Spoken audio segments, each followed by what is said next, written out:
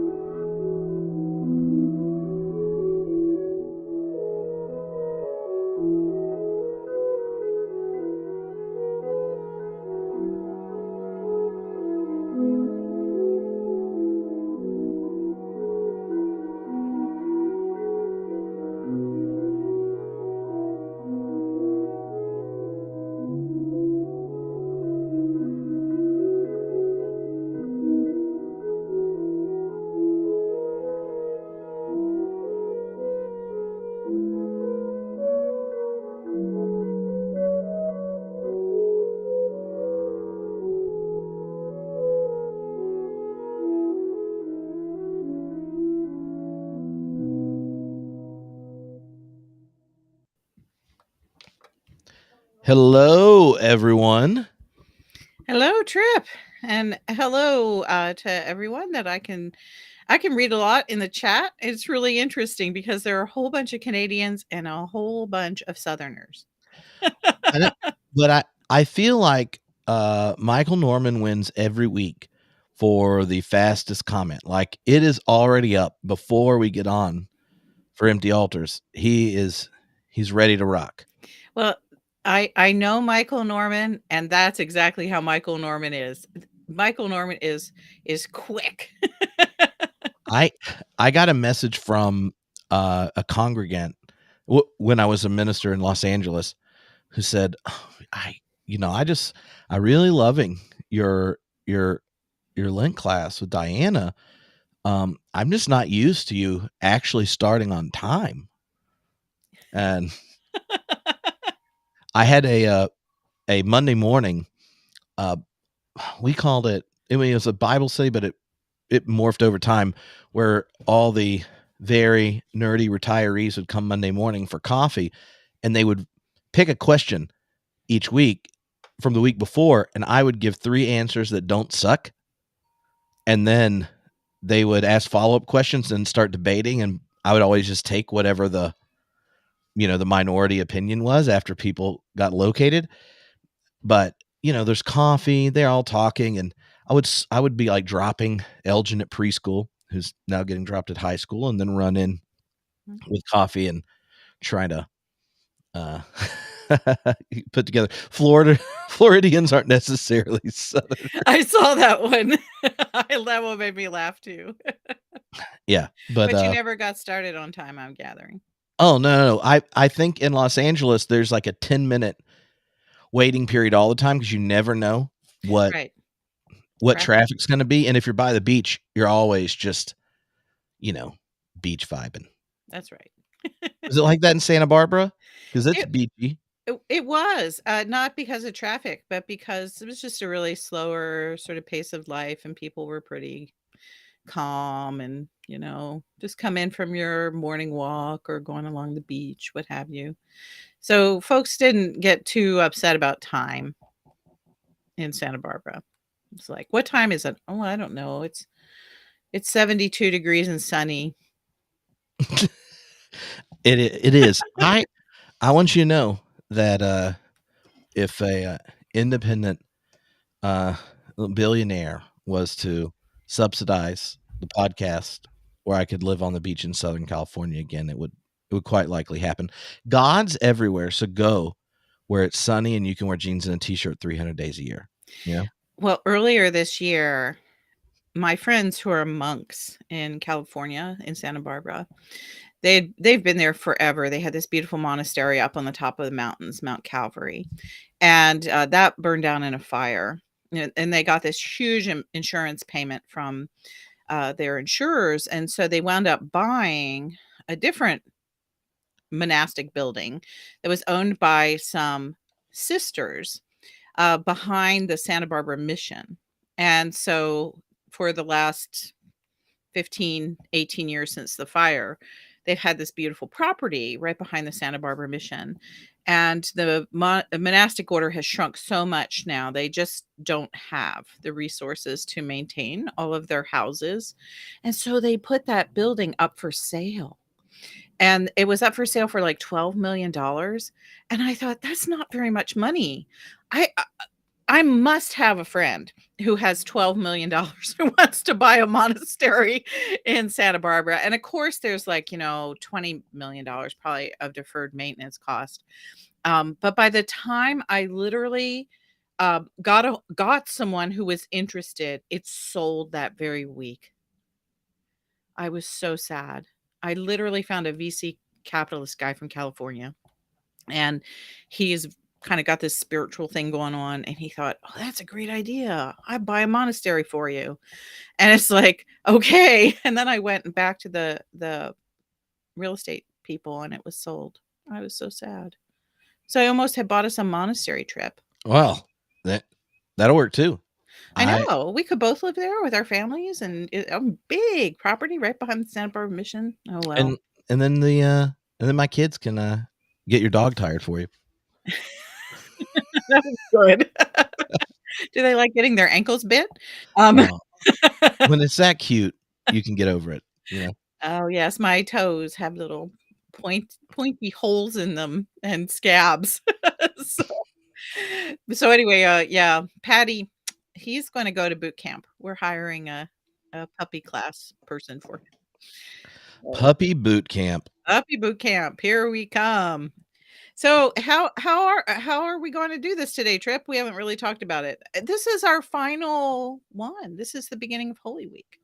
I know. So, my thought is that people have general questions on Holy Week stuff, can put them in. I've gotten sent some. So for us to try to end. That's our problem. Starting is not our problem. Ending is Yeah. our problem. So we can do questions before I have to go get in the carpool line. But I think I've got mine worked where I'll be done early. I came up with a way of doing it. Theoretically, I succeeded. You got a clock. I significantly edited my outline and framed it where I meet the tasks of catalysts and activists while out without getting too wild, you know. Well, so do you want to go first, or would you like me to go first today? I can go first. Well, mine are relatively recent. Oh, see, this is the difference. This is You why go I've been old going school. first because I've been going old school. Well, I can go first. We can work backwards. That's what I'll do.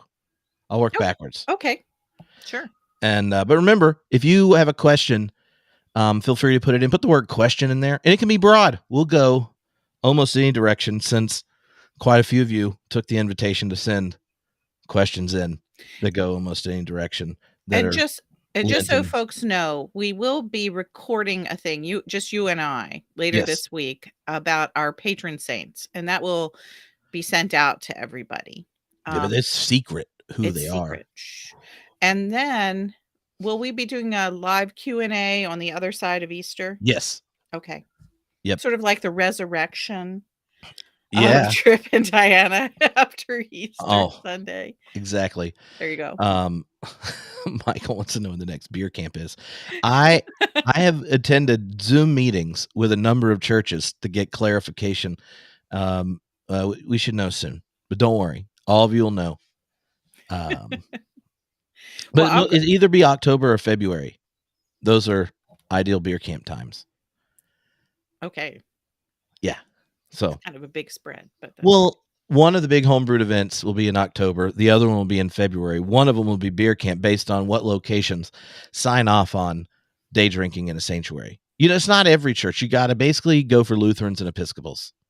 And if the Episcopal church has to not have too much nice stuff in their sanctuary. So it has to be kind of a Episcopal vibe, but low church, because there's nothing that damages. Yeah. But this summer is adult VBS, which is the weekend of June 30th in Charlotte.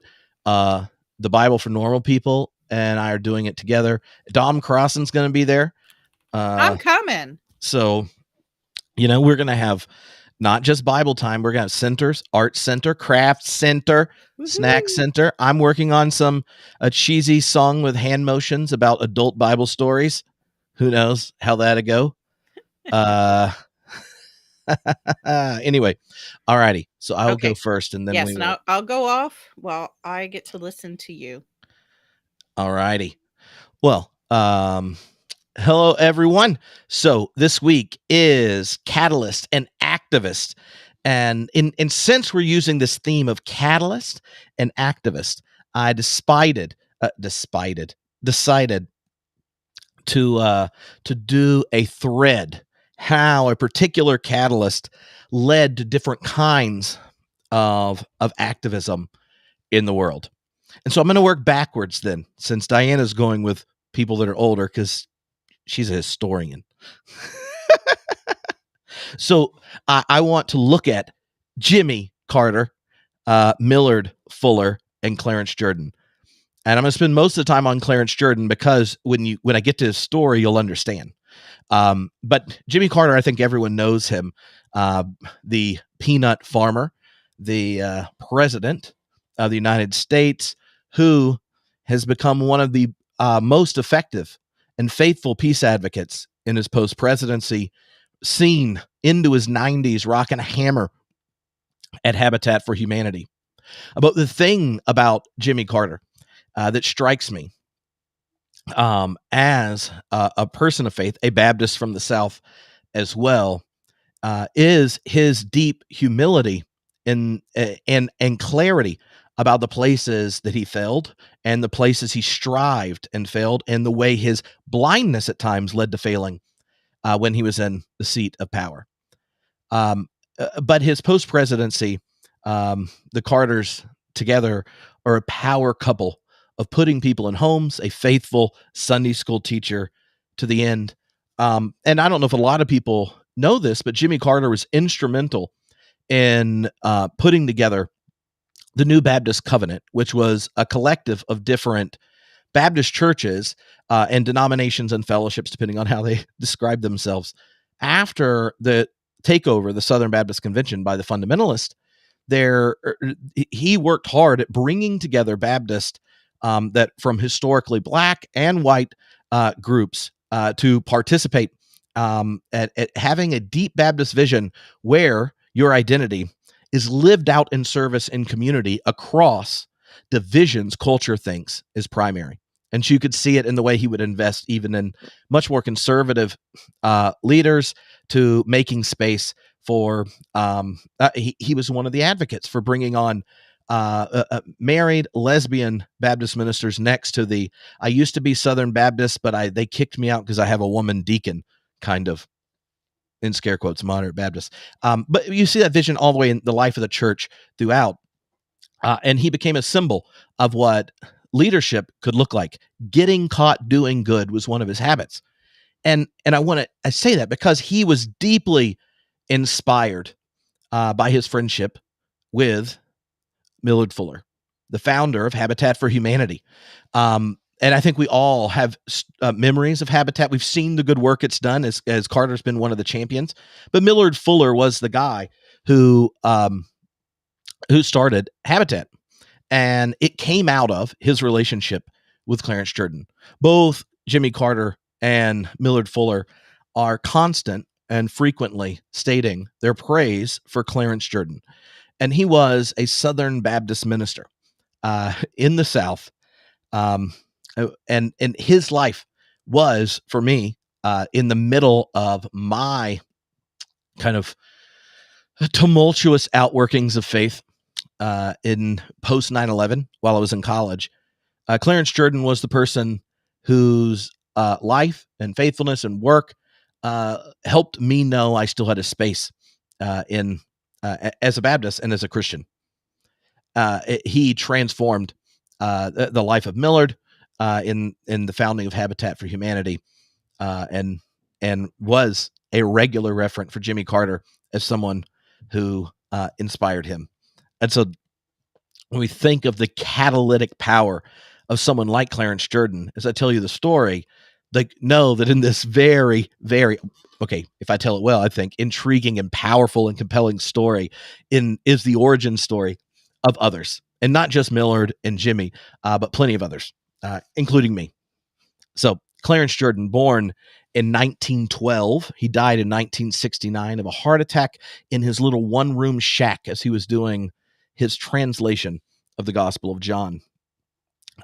This is a quote from Clarence that I think will give you an idea of just what his heart was like. He said, Jesus has been so zealously worshiped, his deity so vehemently affirmed, his halo so brightly illuminated, and his cross so beautifully polished, that in the minds of many he no longer exists as a man. By thus glorifying him, we more effectively rid ourselves of him than did those who tried to do him so by crudely crucifying him. Clarence Jordan was a biblical Christian, if by biblical Christian you meant you read the Bible a lot and it disturbs you, and yet you tried to be faithful. He was born in Georgia in 1912. He came of age going through the deep poverty and changing shape of the South during the Depression. You have an exodus of the poor from cities into rural areas, and he went to agricultural school and for undergrad, farming for ag school, and there he went into it knowing that he wanted to go make a difference in the lives of poor Black families in Georgia. He wanted to bring the wisdom that was in the university system, the science of agriculture, much of which was being protected by segregation, by racism, from giving access, and he wanted to make it available.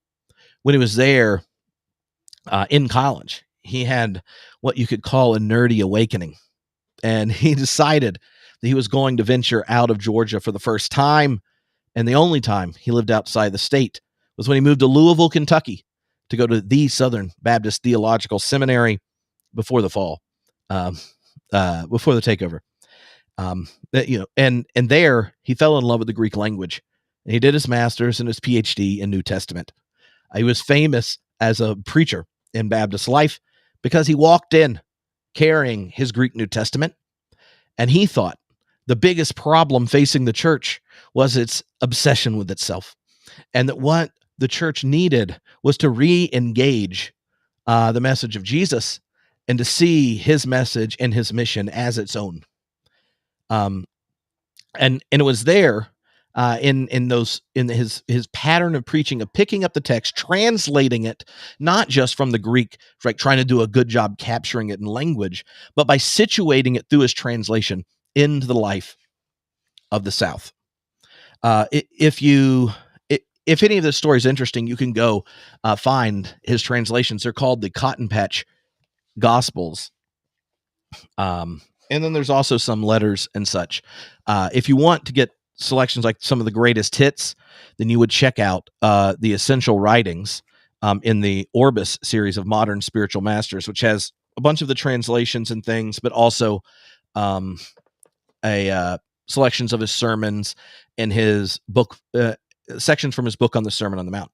But I'm going to give you an example of just what this rural Southern Georgia boy did after he became a brilliant New Testament scholar, and having interacted with a number of his classmates and professors, his genius was not to be denied. One that no one thought made sense going back to start a farm. But this is the parable of the Good Samaritan in the Cotton Patch. One day, a teacher of an adult Bible class got up and tested Jesus with a question. "Doctor, what does one do to be saved?" Jesus replied, "What does the Bible say? How do you interpret it?" The teacher answered, "Love the Lord your God with all your heart, and with all your soul, and with all your physical strength, and with all your mind, and love your neighbor as yourself." "Well, that's correct," said Jesus. "Make a habit of this and you'll be saved." But the Sunday school teacher, trying to save face, asked, "So just who is my neighbor?" Then Jesus laid into him and said, "A man was going from Atlanta to Albany, and some gangsters held him up. When they had robbed him of his wallet and brand new suit, they beat him, and they drove him off in his car, leaving him unconscious on the shoulder of the highway. Now, it just so happened that a white preacher was going down that same highway, and when he saw the fellow, he stepped on the gas and went a scooting on by. Shortly afterwards, a white gospel singer came down the road, and when he saw what had happened, he too hit the gas. Then a black man traveling that way came upon the fellow and saw him and was moved to tears. He stopped, bound up his wounds as best he could, drew some water from his water jug to wipe away the blood, and laid him on the back seat. He drove to Albany, took him to the hospital, and said to the nurse, "You all take good care of this white man. I found him on the highway. Here's the only $2 I got, but you keep all the accountant, and I'll pay it up when I get back. I'll settle up with you once I get to payday." Now, if you had been the man held up by gangsters, which of these three, the white preacher, the white gospel singer, or the black man, would you consider to have been your neighbor? Then the teacher of the adult Bible class said, "Why, of course, the one who treated him kindly." And Jesus said, "Well then, get going and start to live like that." One of the things that Clarence Jordan was inspired by was that the good news of Jesus remains good news for us today. And in the world that is full of people that can muster the phrase "Jesus is Lord," Clarence would regularly say, "I just don't know if they know what that means." When he got done with his graduate degree, he and his family and one others decided they needed to do something. And so they set out to have an experiment in Christian community. And this is in 1942. They found Koinonia Farm, where the goal was to live out the Sermon on the Mount in community. And he said, if the good news of Jesus Christ is still good news, then we're going to have to show people what it looks like by doing it, because we can listen all we want, and it won't change one foot before another. And at the base of Koinonia Farm, this experiment in Christian living, they began by having three deep commitments. One is that God, the one Jesus called Abba, is the Father of all and is no respecter of persons, so all will be treated equally. Second, there would be a community that practiced active goodwill toward all. And he said, now this is not your normal nonviolence, because I know a bunch of moderate white people who sit on their hands doing no violence while the state and their racist friends do plenty. Active goodwill towards all means that love requires risk and vulnerability, even when it's a knowing danger. And he said, even up to a cross. The third is that in this community, they were going to have no private property. It was going to be a common purse because, well, it's a high quality biblical principle. And just, Acts chapter 2.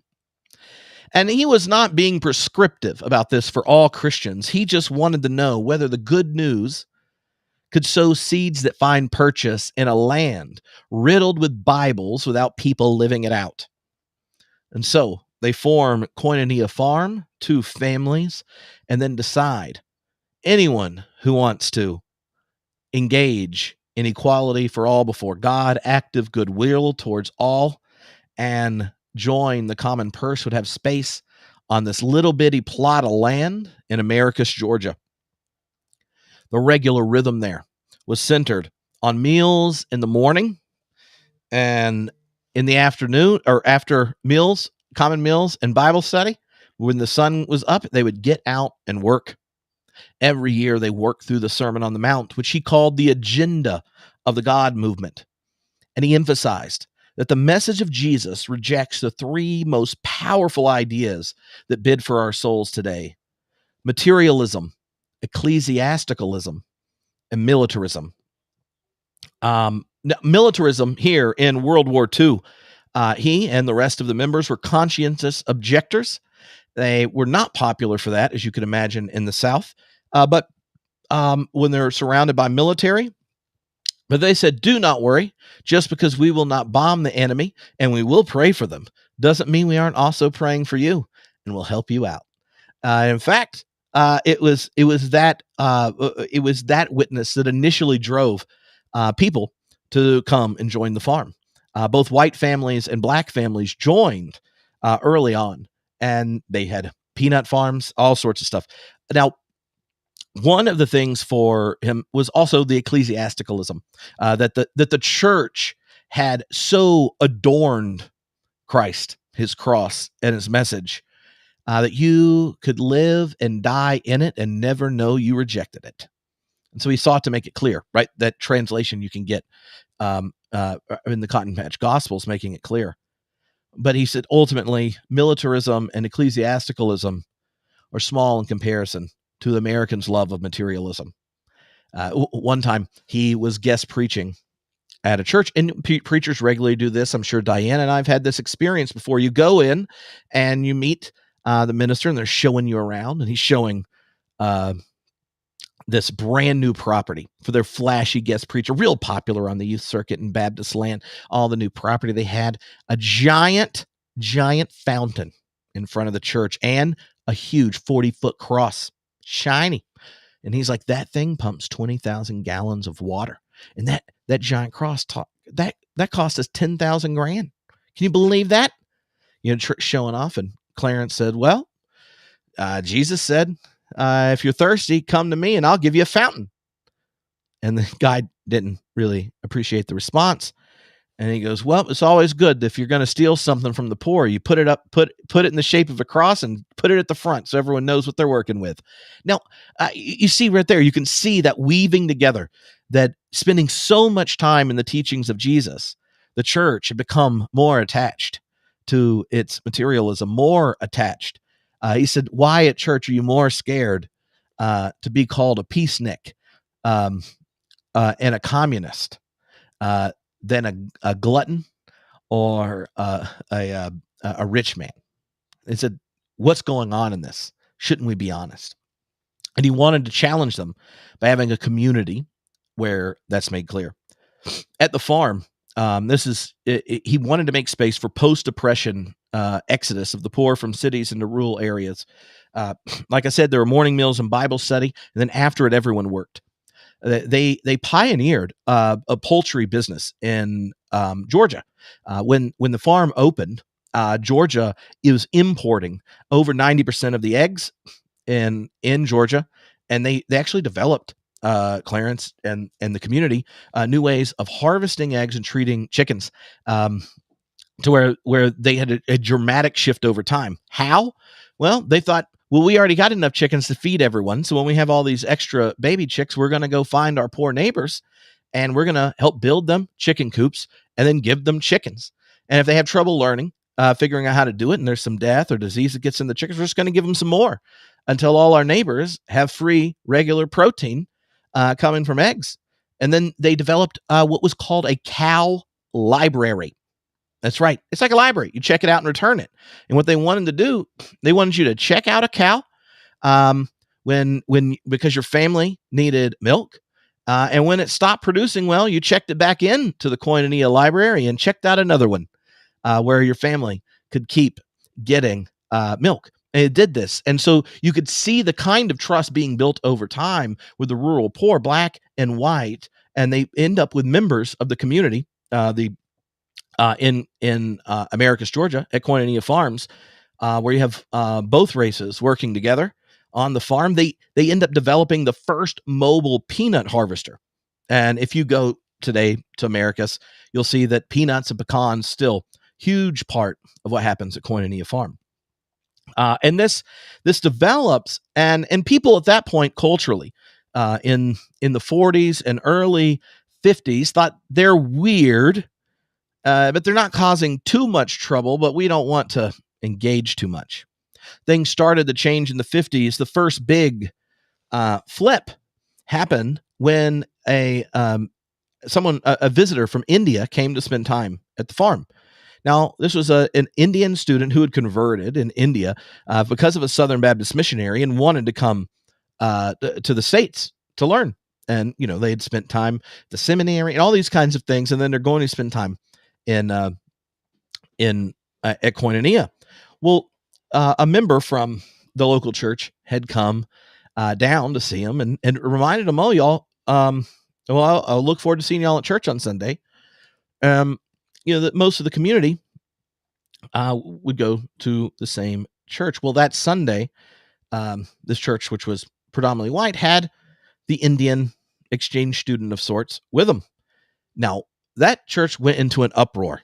They went nuts. One, Clarence was a little confused that they couldn't distinguish someone from India from a black man, but nonetheless, they tend to have a hard time doing that if you don't spend any time with black people. So, the next Sunday, the word had spread, and there was going to be a motion to kick all members of Koinonia out of the church for, quote, disrupting unity. Now, a number of them were actually out of town that week, and they were speaking at they were going to witness and vote at the big Southern Baptist gathering.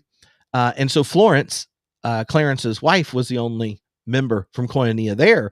And they got up and they read the long motion that they were disrupting unity by bringing colored people into church, and that was advocating disunity like that meant that they were forsaking the peaceable bringing together of God's people.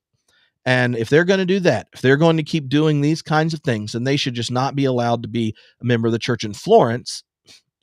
Clarence's wife stood up and said, and I second the motion, because I can guarantee you that if we keep following Jesus like we plan to, this is likely going to happen again. And if us being members here was going to make this problematic, then I'm gonna have to agree.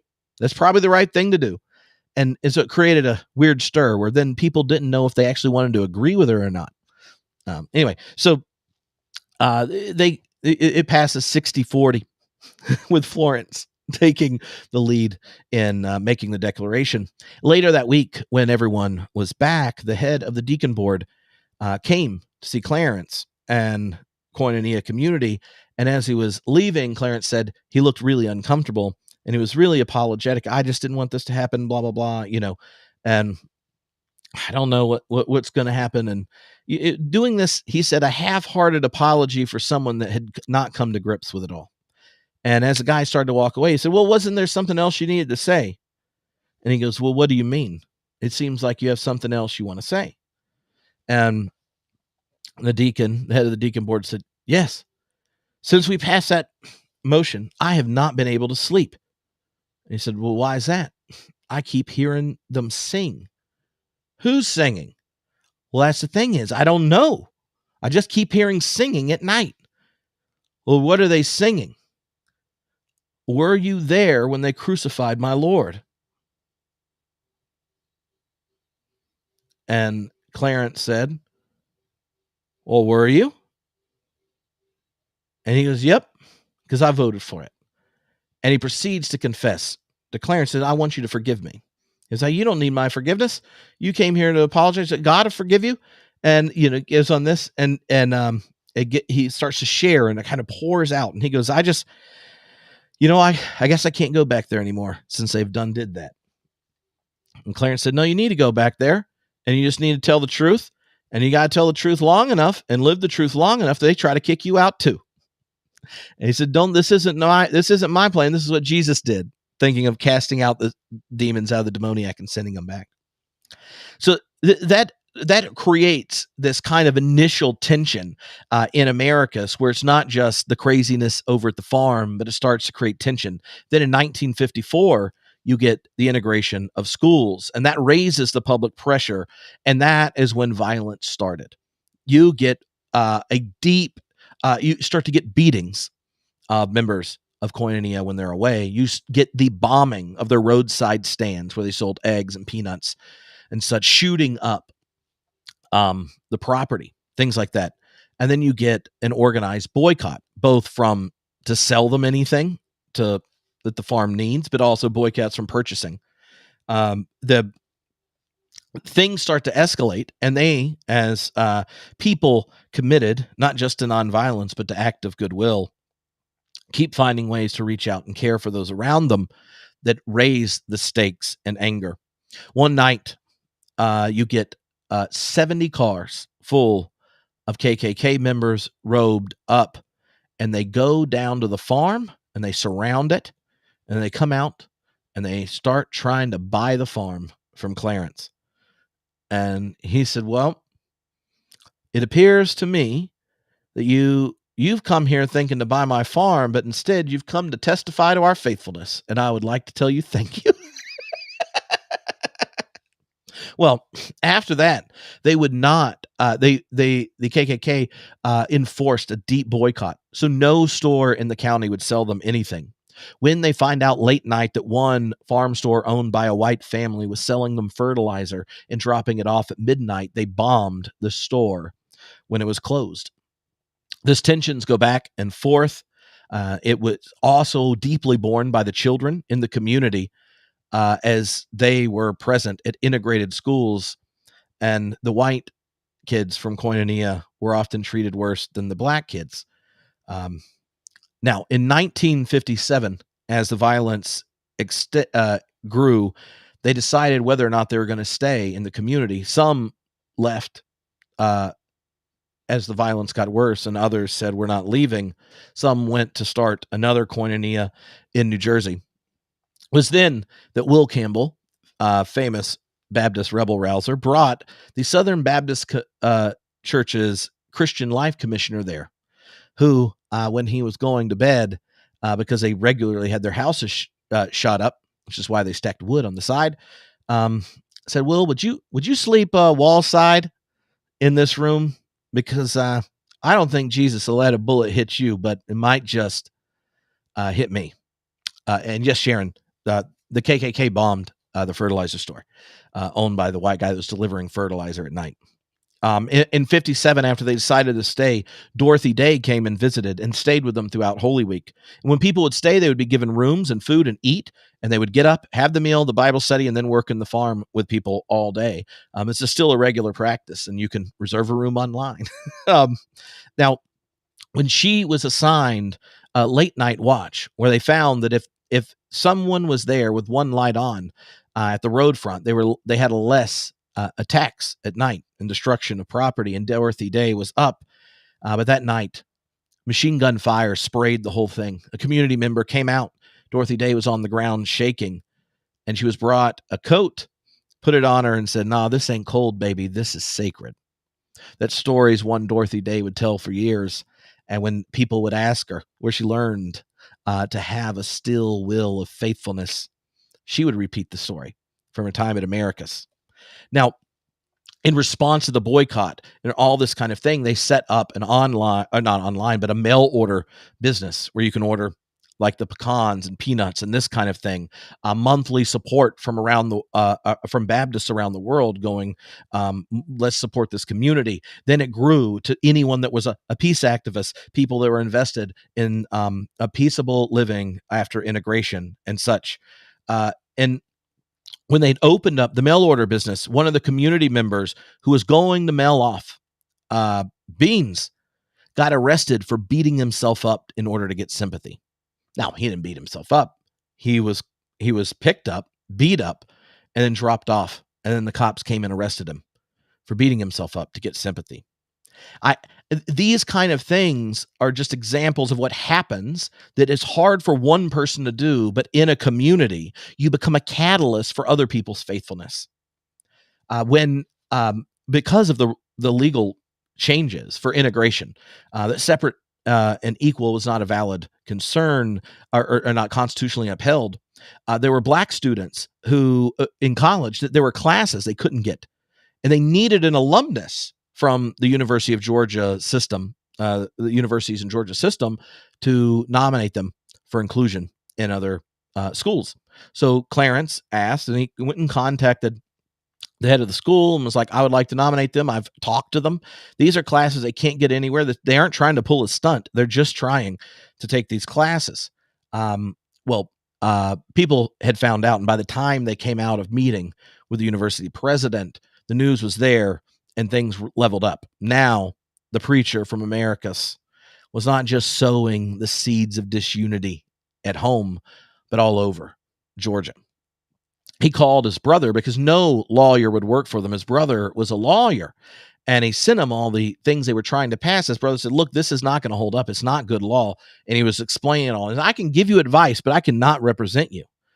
And Clarence asked his brother, he said, why? Why? If you know the law and this is wrong, and I was there when you were baptized and you said Jesus is Lord, brother. Were you lying? He said, no. Well, do you intend to follow Jesus? And his brother said, yes, up to a point. And he said, well, is that point the cross? His brother paused and he said, I think so. He said, then maybe you should let everyone know at church on Sunday that you are not a disciple of Jesus, just a member of his fan club.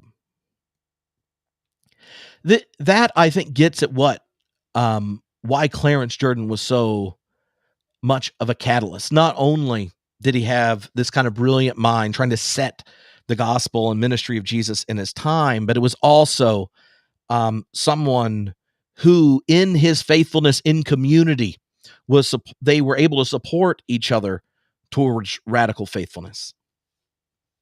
The violence and things continued to grow through the 60s. And in 1968, after intense harassment and threats to many of the Black family members that were part of Americus, including ones that weren't part of the Koinonia, there were very few families left. And that was when the Millard family arrived. And Millard Fuller and his wife pulled up. They decided they wanted to come by. A friend of theirs was a member of the community, and they invited him for lunch. They came up and had decided, as millionaires with no love in their life, their marriage on the Ritz, they had decided they did not want that life anymore, and they wanted to give their money away. And so there they were, having a meal with their friends when Clarence came in. And he said it was like he walked into a seminary classroom where where the words were put into action that very same day. They created a deep friendship, and they became members. And in that moment, with Millard's mind that was growing beyond just what could happen in this plot of land and the community, especially with the advent of industrial farming and things, these family farms and stuff weren't ultimately sustainable in the way they were before. They developed an idea together, which they called enlightened charity, which by enlightened, it means not just creating new patterns of dependence, but economic freedom by the introduction of property and capital. Anyway, and they started what then was called the Fund for Humanity, which was a plan to give low-income families the ability to purchase land and build homes. And so they moved and created this whole pattern where they were then plotting out land at the farm for 40-some families to get their first home and live in community. And the model is basically what later became Habitat for Humanity. They were weeks away from finishing the first home. There are a number in progress, but the first home, when Clarence died of a heart attack, working on the Gospel of John translation. That vision of there started for the Fund of Humanity, initially out of Millard's wealth as he parted with it to save his soul, he would say. That idea was expanded by Millard to become Habitat for Humanity, which then, through the partnership of someone like Jimmy Carter and many of us who've been a part, has given the dignity of home to millions and millions around the world. Now, this catalyst of a Southern Baptist preacher who thought the Bible still had good news has this web of goodness from Clarence to the Fullers to the Carters. It has touched me and plenty near me.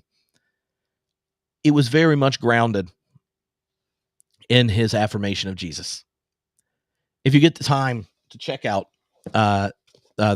his preaching. Some of it is in this book, which is very easy to get, Spiritual Masters. But he has another book called The Substance of Faith, Cotton Patch Sermons by Clarence Jordan, or Cotton Patch Parables of Liberation, which is his work on the Sermon on the Mount. You'll see these three ideas that come up in his reading of Scripture. One, you heard at the beginning when we talked about, when I gave you the quote about how we've so glorified the deity of Jesus, we forgot his humanity and have done even better than those that tried to crucify him. There, what has driven his vision was the incarnation was a statement about who God is in the world with us and for us. That this is a God of infinite love who's refused to be God without us. And this infinite loving God will pursue us until all have been redeemed. Clarence thought if Jesus is anything like God, then God's not going to quit trying to redeem the world until all have been redeemed. He would regularly do the parables from Luke, like the lost coin, the lost sheep, the return of the prodigal. And he would say, well, when did that woman stop looking for the coin? At her death? When the night was over? No. When it was found. When did the shepherd stop looking for the lost sheep? When it was found. If a shepherd and a coin and a woman looking for a coin are examples of the love of God, then you tell me when the one who incarnated in our flesh and conquered death will quit looking for us. Does our measly old sack of bones stop that love? You see what I'm saying? So this vision of universal salvation, this vision of deep incarnation, was the nexus where he came to understand the resurrection. In one of my favorite Clarence Jordan lines, he says this: the resurrection places Jesus on this side of the grave, here and now, in the midst of life. The good news of the resurrection is not that we shall die and go home with him, but that he is risen and comes home with us, bringing all his hungry, naked, thirsty, sick, and prisoner brothers with him. That's good news, if you have ears to hear. I found Clarence Jordan as a Baptist at a Baptist school when I was embarrassed to be a Christian in our response to 9/11. The deep commitments of militarism and nationalism, the growing Islamophobia, the simple answers to the problem of evil and suffering that somehow was solved because we started blowing things up. I remember reading him and then feeling guilty that I felt better when I saw things blowing up in Iraq. And like, why am I so twisted and turned and shaped by these rival deities of nationalism and militarism that gives me more peace than the one who met death in deep solidarity with our humanity, died faithful and raised in promise? And so I think if Baptists ever get a saint, and I'm not optimistic any of us would want one, but Clarence Jordan will be my nomination for the first Southern Baptist and possibly only Southern Baptist saint. Oh my gosh. Tripp, I feel like not only did you take us through a journey of Baptist thinking in the South about race and these amazing figures, but I feel like you shared your heart with us today. So I'm really grateful for that. Well, thank you. I'm not joking about the there are only so many Baptists that like especially a white Southern one, where you go like, but I remember thinking, well, if he did it, if he tried to figure it out when it was much more costly, then why shouldn't I? And he had this one line in a sermon. I couldn't find it because I read everything he wrote, and then I wrote a paper on him. And it's in a box somewhere. But he gave a sermon, and then after he was doing Q&A. And this was during the early Death of God movement. And they asked him what he thought about the death of God. And he said, well, I don't think you needed an existentialist philosopher to kill God. All you needed was a place where someone didn't know if they were a Baptist or an American. And he goes, we love complaining about Romans, but Rome's never been as Christian as Georgia. And I still don't know if we got a disciple around here, and things like that, where it was like, if there's a redneck version of Kierkegaard for the South, like he did it. And there was this one bit where his daughter, who wanted to go to a protest, and he goes, now if you go to a protest and you end up in jail, I'm not going to come bail you out. You're just because that's exactly what's going to happen if you go. Now, but if you go with your same her black friend said, let's go to protest. If you go to the same friend, you go to get lunch and they put you in jail, I'll come bail you out. And so he had this like weird sense of like, what does it even mean, right? What kind of activism do you engage? He's like, I just want to have no other authority than over me than the gospel, and if that comes with consequences, yes. And it was this, he always had this weird vibe of phrasing it. Yeah, in the long version, I talk about the connection between him and MLK and all sorts of stuff. But yeah, anyway. Well, I think that you've given the class and the world an entirely sort of brief bio, the Twitter bio for Clarence Jordan, the redneck version of Kierkegaard. I love it. I can see it in his Twitter bio now. So, Yes, with no blue check next to his name. no blue check. Well, I've got some interesting characters for us today too, and these are people who are heroes of mine, and in some ways, I did not meet any of these figures that I'm going to talk about when I was growing up. None of these. They're all women, and they all came into my frame of reference for the very first time when I was in graduate school, and one of them even a little bit later than that. And so, as Tripp said at the beginning, I'm going to go back beyond the 20th century. I'm going to be talking about the 19th century. I think that the 19th century is sort of my hometown. If I could go into a time machine and go back and sort of run around and explore, the 19th century is definitely one of the places I would pick, because it sets up so much that we're living with still today. And there were a lot of quite amazing people who were very foresighted in how they understood what was happening around them and what problems might develop out of the world that they were then making. And so the three people that I'm going to talk about, and it's three because you can't take two of them and separate them really, are uh, Angelina and Sarah Grimke, who were sisters from South Carolina.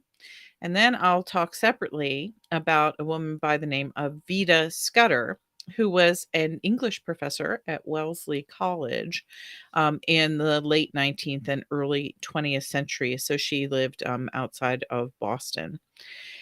And all three of these women were catalysts and activists. You will hear similarities in their stories between the stories that Tripp just told about Clarence Jordan and Millard Fillmore and Jimmy Carter. They were as well upset about materialism, problems with the church, what Tripp referred to as ecclesiasticalism, sort of the abundant hypocrisies of their own times, and militarism, even though these women will very reluctantly come to support some wars during the course of their lives, despite the fact that they knew the problems that were entailed with such support. So let's go and look at the Grimke sisters of South Carolina first. They're certainly better known than Vida Scudder is. The I can remember just a few years ago I was in Charleston, and I had read somewhere that finally The citizens of Charleston, South Carolina, had put up a plaque on the house where the Grimke sisters grew up on Bay Street, which is this old, amazing building that looks out over the water in South Carolina, in Charleston, and that it had been unmarked for years and years and years, and that it was finally put on the history trail. And the reason why it was unmarked for so long is basically that the people in South Carolina did not want to remember the Grimke sisters of South Carolina, and these two sisters came absolutely to be hated by the citizens of Charleston. And so I went to the house and read the plaques that are there now, the history plaques. And I stood out front of the house and I started crying. And I just was sort of imagining in my historical sort of mind the sisters standing inside of the windows of the house, looking out into the world and that they inhabited, and seeing um, a world around them that in no way resembled what they understood to be either American or of the gospel. And Sarah and Angelina Grimke. Sarah was the elder of the two. She was born in 1792 and lived until 1873. Angelina was 13 years younger, born in 1805, and she died in 1879. They were raised in an incredibly wealthy South Carolina family. Their father, Judge John F. Grimke, was a noted early American jurist. And his wife, Mary Grimke, was a socialite of good family and renown throughout South Carolina. And if you're from South Carolina, you're from the American South, you know how important those things are. They owned not only that very extraordinary house that demonstrated their wealth in Charleston, but they also owned a plantation called Belmont, which was a rice plantation, which was outside of Charleston. And because of this, of course, the family were substantial enslavers. They held many, many, many, many people in slavery in order to both work the plantation and to care for the life of the family, 14 children, in South Carolina, in Charleston society. Their father was not the nicest guy in town. As I said, he was a noted jurist, and he sort of took that attitude of punishing criminals that he had in the courtroom into his family's life. And anytime that his children violated the rules of the family, he was a very strict disciplinarian. He would literally punish them by sending them out into the fields and working alongside of the enslaved. And Sarah Grimke would say many years later, I mean, I can imagine. Can you imagine that? I mean, right? If that happened in the 20th century, we would start talking about their lifetime therapy appointments for these two women. But Sarah Grimke would later say, perhaps, yeah, perhaps I am indebted to this for my lifelong detestation. That's a great 19th century word, of slavery, as it brought me in close contact with these unpaid toilers. And so Sarah really truly understood the the pain of suffering up close, since her father used it as a way to punish his own children. And you get the sense that Sarah was a bit unruly all the way along anyway, a sort of a eldest daughter, very strong-willed figure. She would do things like violate her father's orders not to teach the enslaved people in their house in Charleston to read. And so she and Angelina both, as they were growing up, literally would do church. They would create a church for the enslaved people that they had in their sort of immediate world, and they also taught those folks how to read. And that was not permitted in any way, shape, or form by their family. And I don't know if it was actually illegal in South Carolina when they were doing it, or if it was just a custom. It will eventually become illegal in South Carolina. And so these these two sisters had quite a close relationship. Angelina clearly looked up to Sarah. Sarah had no formal schooling, but their older brother went to Yale. And when he came home, he would then turn around and teach Sarah. And so she basically got a Yale education from her elder brother, and then she turned that around to Angelina. In 1819, their father got quite ill. And Sarah, being one of the older children, was enlisted to go to Philadelphia with her father for medical treatment as his companion. It was in Philadelphia in 1819 that she met Quakers for the very first time, some of whom were taking care of her father. Um, Not only will they impress Sarah by their piety, but they will also impress Sarah by their opinions about slavery. Because Sarah had already been questioning slavery. The family was Episcopal, and for my I'm an Episcopalian. For my friends here who are Episcopalians, the Episcopal Church harbored slave enslavers at probably larger numbers than any other single American Protestant denomination.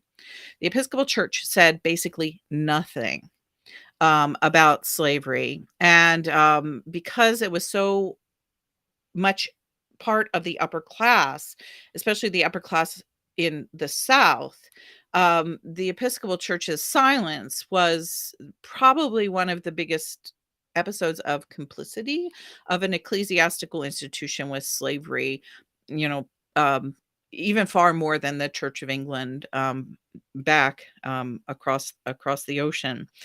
And so the Grimke sisters had already started questioning the attitudes of their fellow Episcopalians about slavery. And so they actually had started going to a Presbyterian church where that wasn't quite as pro-slavery in Charleston. And so when Sarah met these Quakers, it was a revelation to her that there was an entire religious tradition that questioned slavery openly, and that there were many abolitionists within Quaker ranks. And so Sarah went home to Charleston for 2 years, really struggled with what she had seen in Philadelphia and her own spiritual life, and eventually wound up in 1821 moving to Philadelphia, where she literally made for herself a new life. She was not a rich planter's daughter. She worked as a school teacher. She did some more self education. She became involved in certain kinds of causes that were prominent in Philadelphia middle class life in that period. When she got a chance to, Angelina followed. And that would be 80 years later in 1829. And so here you have these two sisters living together in Philadelphia, having exiled themselves from both the church of their childhood, the church that baptized them, and from their homeland. Um, they became famous for that. They started writing and talking in public about their experience of being slaveholders. And they started sharing about what slaveholding was really like, and that it was actually a violation of womanhood, and it was a violation of Christianity. So they got to know many of the people in the very earliest time of abolition. And Angelina Grimke wrote a letter, a personal letter, about her own experiences growing up in South Carolina and how she hated slavery to the very famous abolitionist William Lloyd Garrison. Well, Garrison, without her permission, took that letter and published it in his newspaper, The Liberator. And in 1835, Angelina Grimke, who had basically been working as a school teacher and working for freedom for the enslaved in Philadelphia, became a public voice. The letter was an absolute sensation. It started being shared all over the South. Angelina was viewed as a traitor. She followed this up because at the request of William Lloyd Garrison and others with a pamphlet, a small book, as it were, called An Appeal to Christian Women of the South, which was about how Christian women were violating who they were in holding other people in slavery. And this pamphlet caused an uproar. She was a very good writer. Angelina Grimke was a very powerful writer. And it caused such an uproar that pastors, not only in the South, but in the North, started talking about how inappropriate it was for a woman to write that kind of literature. Sarah Grimke came to the defense of her sister and joined in very quickly that year with a letter called the Epistle to the Clergy of Southern States, also arguing for the abolition of slavery. And here she had actually attacked the clergy. So Angelina pointed out how Southern womanhood should not support slavery. And then Sarah followed up by pointing out how Southern clergy shouldn't support slavery.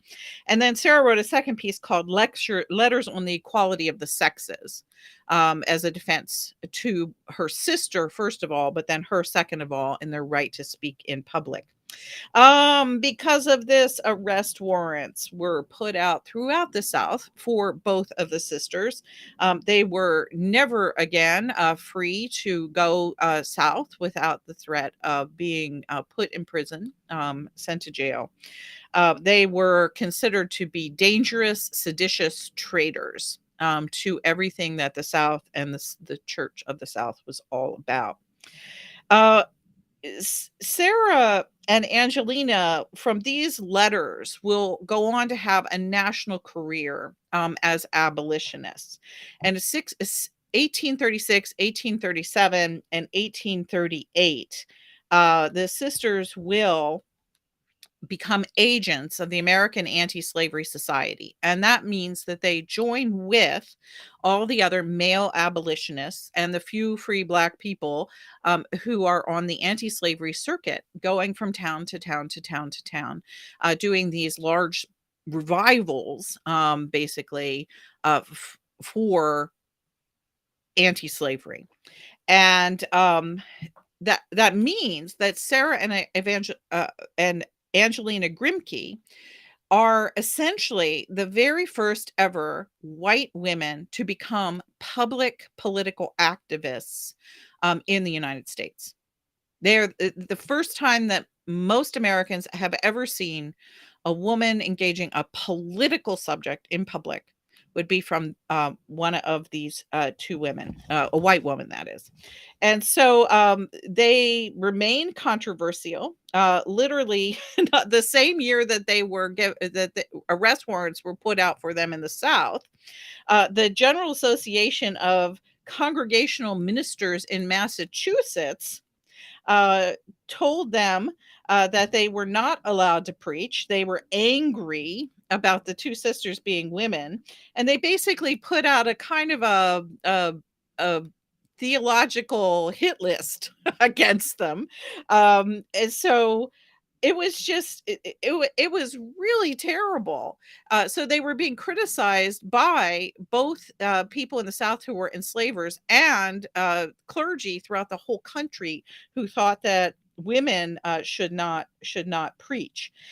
When I read the thing about how the Congregational Clergy in Massachusetts created an entire letter condemning them, I couldn't help but think of Anne Hutchison a couple hundred years earlier and their reaction to a woman speaking in public then.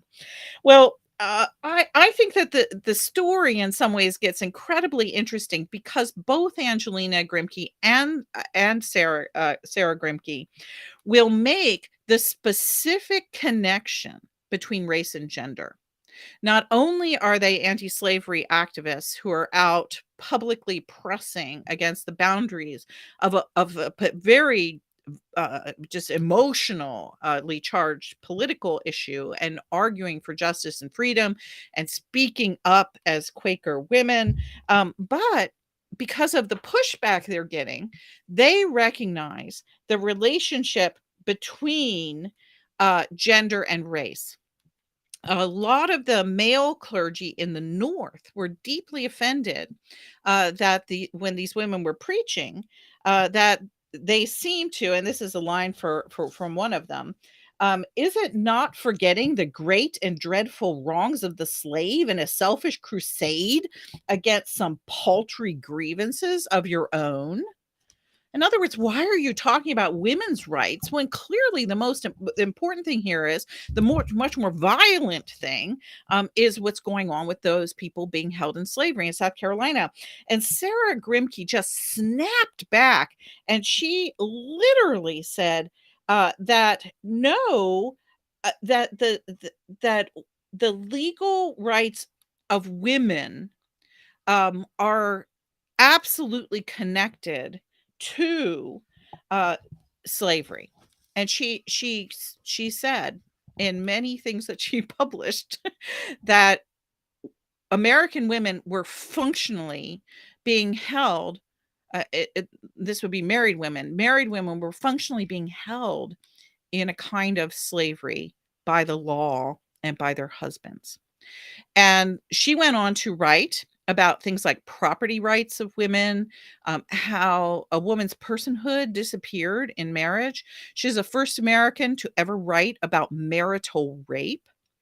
And in one of her pieces on marital rape, she literally compared wives to legal prostitutes. This is the 19th century. This is before the Civil War. Um, the case that Angelina will make, this is a quote from her. She says, what can a woman do for the slave when she herself is under the feet of man and shamed into silence? So, intersectionality, justice on race and gender, having a warrant out for their arrest, being criticized by clergy across the United States. It didn't stop them. It literally did not stop the Grimke sisters. And there's this one episode that I want to sort of conclude with here. They became very involved in education um, after the Civil War, and they were supportive of the Civil War, despite the fact they were Quakers and they were pacifists. They supported the Civil War in the way that many Quakers in the North did, sort of as reluctantly, and urged Quakers to both continue in breaking the law and participating in the Underground Railroad, and also to serve as nurses, doctors, clerics, etc., in the cause of the Union Army, because ultimately that was about freeing the slaves. This is very important if you think about the arguments that are being held now about the meaning of the Civil War. Is that lots of pacifists at the time clearly talked about how the war was against slavery, and that made it legitimate for pacifists to participate in some aspects of the war. Well, I do want to tell this one story as I wrap up this section talking about the Grimke sisters, because Angelina got married despite the fact of what her sister was writing about the legal prostitution of marriage, marital rape, the lack of women's rights with in marriage. Angelina Grimke fell in love with Theodore Weld, who is also one of the most famous abolitionists in this time period in America. And so in the week of May, let me see what the year is, 1838, this height of their anti-slavery career, May 14th in 1838, Angelina Grimke and Theodore Weld are in Philadelphia for the opening of this amazing idea that's called the Philadelphia Hall. And it was a building, a hall built for complete free speech, a place where the abolitionists and women's rights activists and people who had all these controversial opinions could go. Essentially, they built Twitter in a building. in the 19th century. And you could go there and you could say whatever you were compelled to say. And so the Philadelphia Hall opens that week.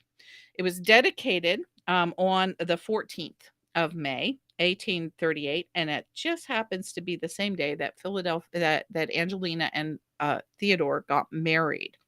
Part of the reason they chose the day is that so many of their radical friends were in Philadelphia for the dedication.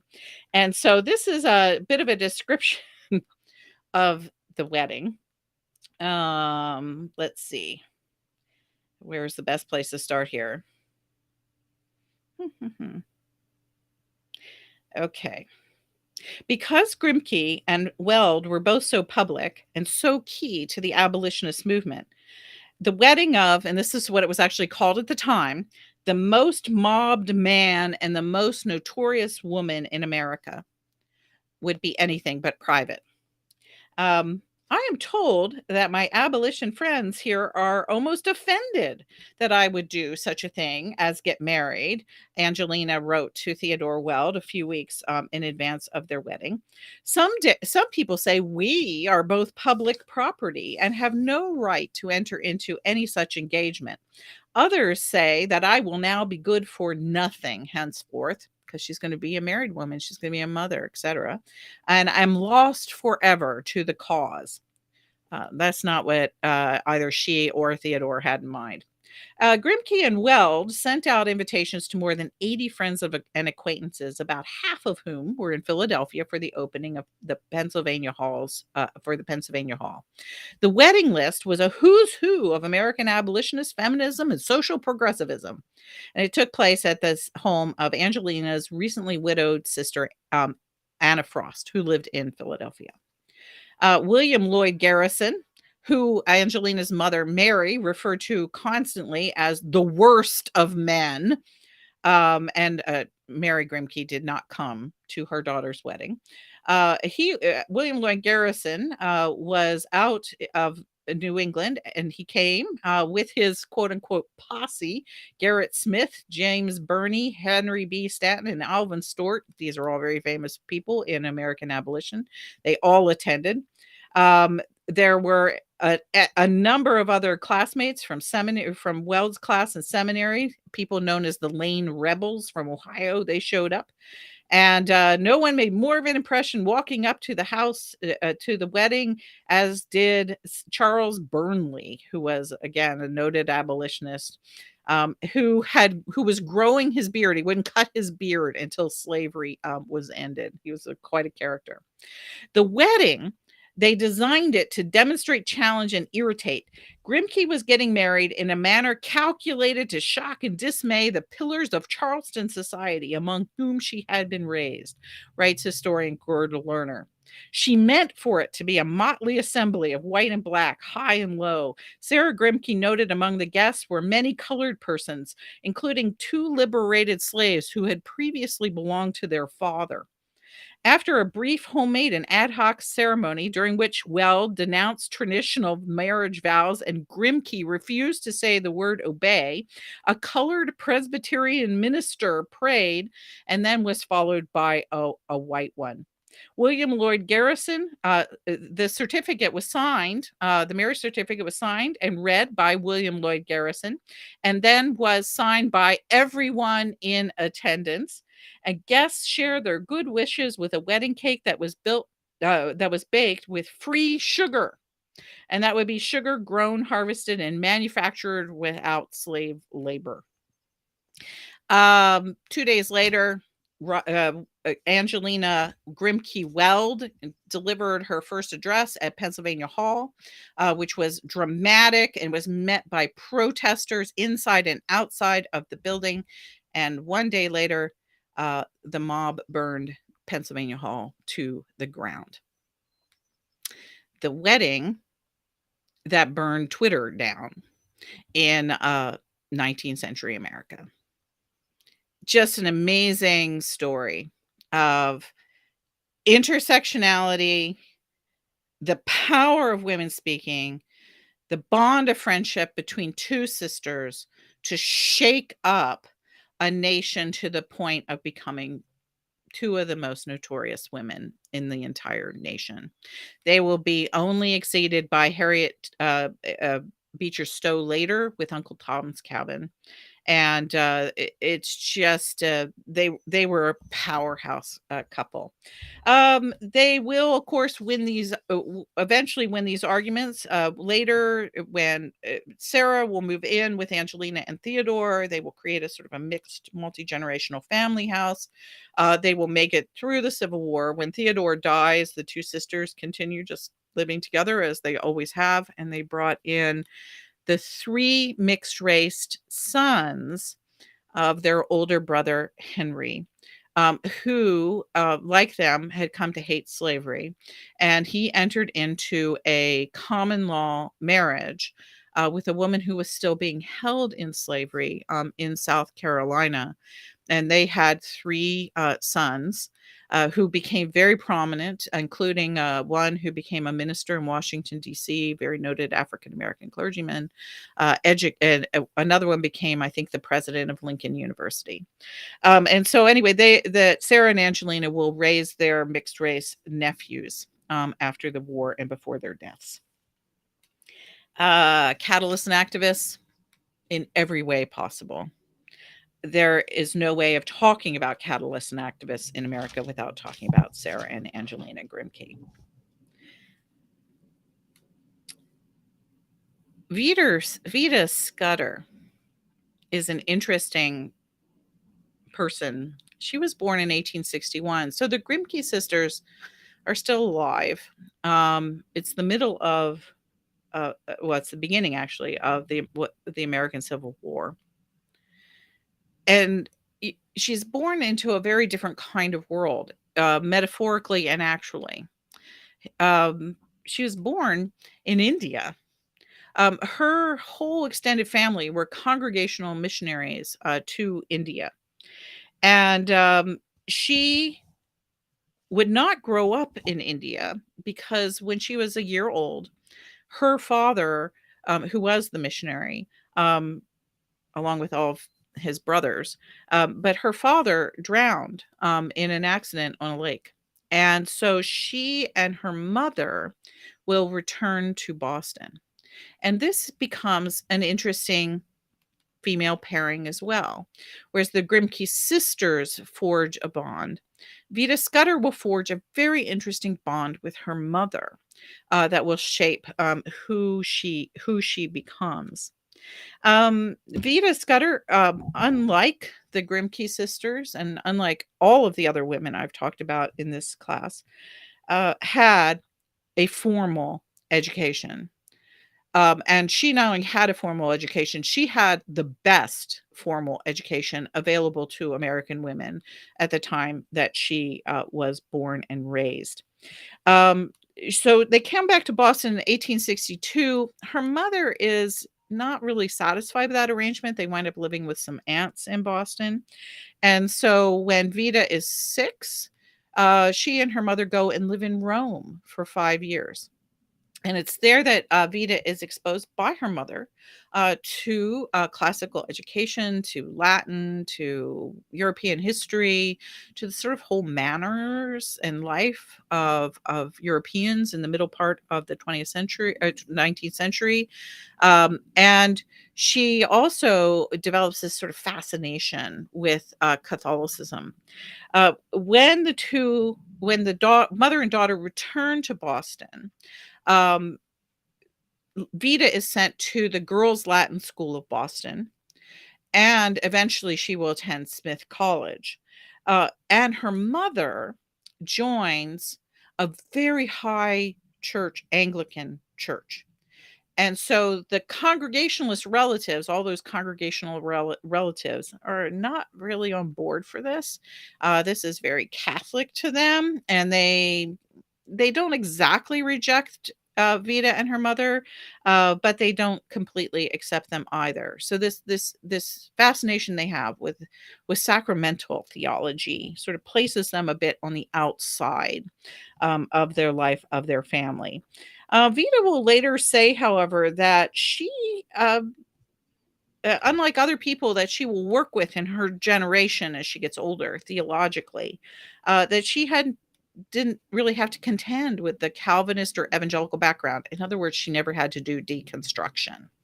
Um, and instead, sort of the kind of anti-Calvinist fervor that inspired a lot of liberals and social justice activists and social gospel people at the end of the 19th century, she didn't really possess that. She said there was nothing I really had to give up. She said that although many of those people will go on to reject everything having to do with the orthodoxy, Vita will hold on to Christian orthodoxy in a very sort of sacramental, non-literal sort of way that high church Episcopalians in the late 19th century will. And so she never feels this kind of compulsion to get rid of stuff, but instead she's always trying to embrace things and renew things through different lenses than what people usually see. And she also was very um, turned off by the kind of skepticism and anti-religious ethos that these ex-Calvinists and ex-evangelicals brought to religion. She didn't like that one bit. Well, what's most fascinating about Vita Scudder theologically is not only will she be incredibly well educated, girls Latin, Smith College, she will be the first American woman to do graduate studies at Oxford University. She's the first woman to be accepted to do doctoral level work at Oxford. She goes to Oxford and she studies English Lit, where she runs into the great art critic John Ruskin, who at that point is both he's a philosopher, an art critic, and a socialist, and she will just fall under the spell of Ruskin. Ruskin can be best explained by one of the questions he loved asking his students: could art flourish as a monopoly of the privileged? And Ruskin will point out how um, the only way you could have art, an art that is real, that speaks to the soul, that points toward sort of the moral center of the universe, is an art that cares about the poor. And she said in response to Ruskin's lectures, something in me stirred, something responded, something awoke. And she will go out and she'll start hanging out with Salvation Army in London, and she'll get her first experience of working with the poor. She comes back to Boston in 1887. She becomes a professor at Wellesley College. Within a year of starting to teach, she does two things that will frame up the rest of her life. And those are in 1888, she joins a women's society of lay monastics called the Society of the Companions of the Holy Cross, which are women who dedicate themselves to a liturgical and prayer life centered around the sacraments. And she becomes a founding member of the Society of Christian Socialists, which is founded by a Episcopal clergyman in Boston. And so there it is. That becomes her life. The liturgical renewal of the church through a shared commitment in community um, about the Christian year, about the sacraments, letting the deep richness of the sacramental life shape a person's whole being, and the Society for Christian Socialists, a, a, an utter sort of dedication to trying to reconcile Christianity and socialism. The she will go on from these two commitments to become a labor organizer as well as a college professor in Boston. She will be one of the organizers of the Federal Labor Union, and she will be one of the first women who steps up to the plate in the Women's Trade Union League, which was founded by Jane Addams. She knew Jane Addams.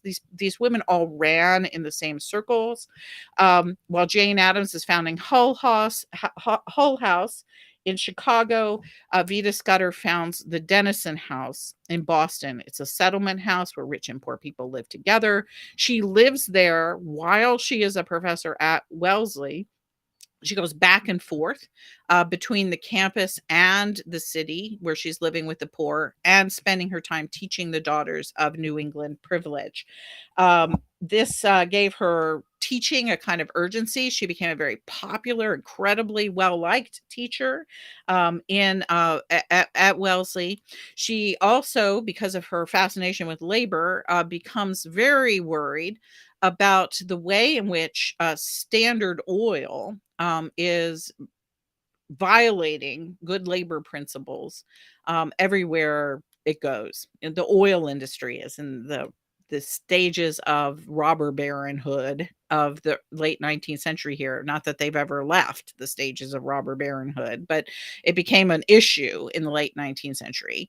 And she organized in 1896 a faculty protest against any kind of investment that Wellesley College would have in Standard Oil. She insisted that Wellesley would divest itself, would cut ties in every way, shape, and form with the Rockefeller family in order to free Wellesley from this dependence on this terribly manipulatively, unjustly derived capital. Well, that did not go over terribly well with the people at Wellesley, and the Standard Oil folks, including the Rockefellers, organized a campaign against her that eventually resulted in her having a nervous breakdown and almost losing her job. There were people who had to step in on her behalf to keep her from basically committing professional suicide over these issues. Um, and that's how her life unfolded. A labor organizer and and a woman deeply committed to women's community around the sacraments. And she was also a lesbian. She was in a lifetime long relationship, a almost 40-year relationship with Francis Converse, excuse me, who was a novelist, a Wellesley graduate, and also one of the early editors of the Atlantic magazine. Now,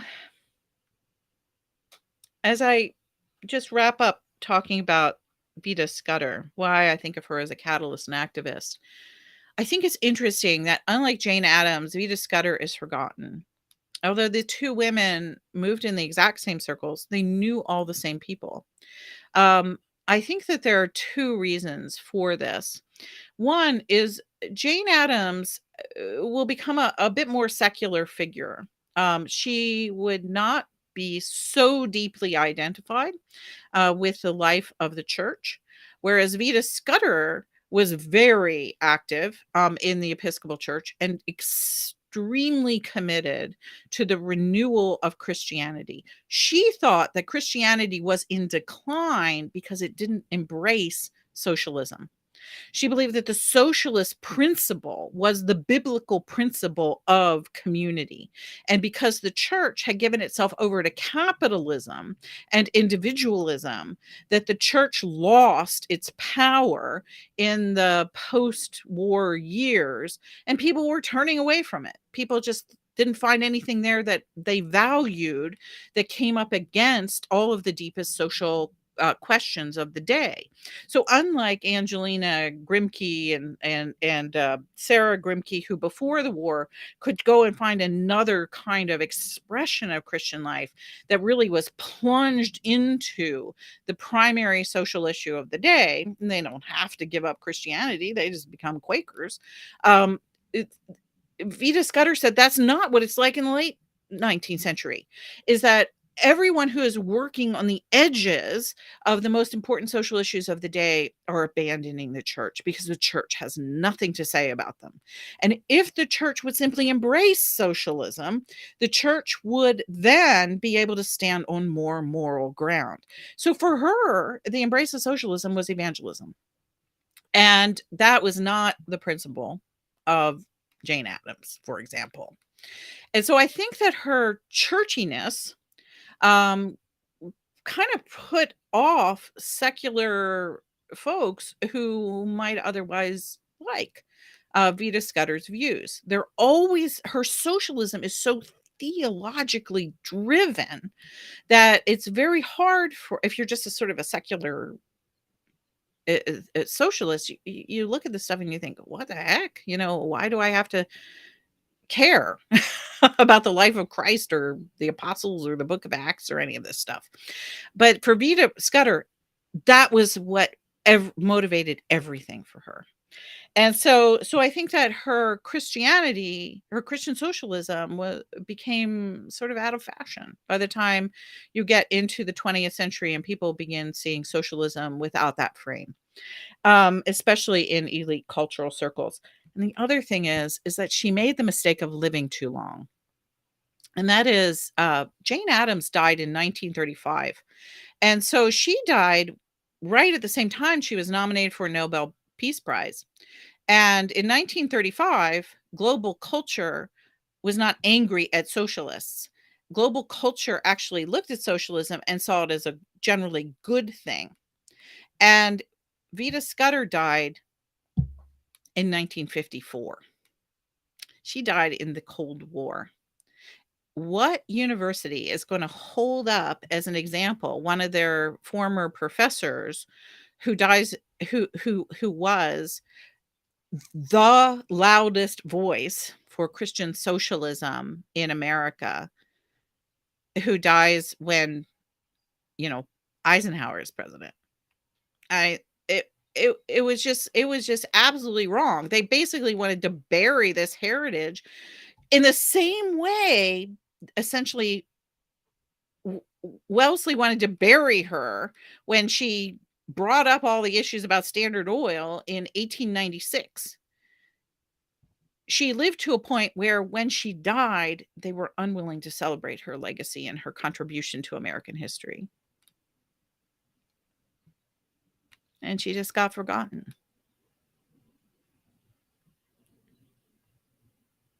I don't know why that makes me so sad, but it really does, because she knew everybody.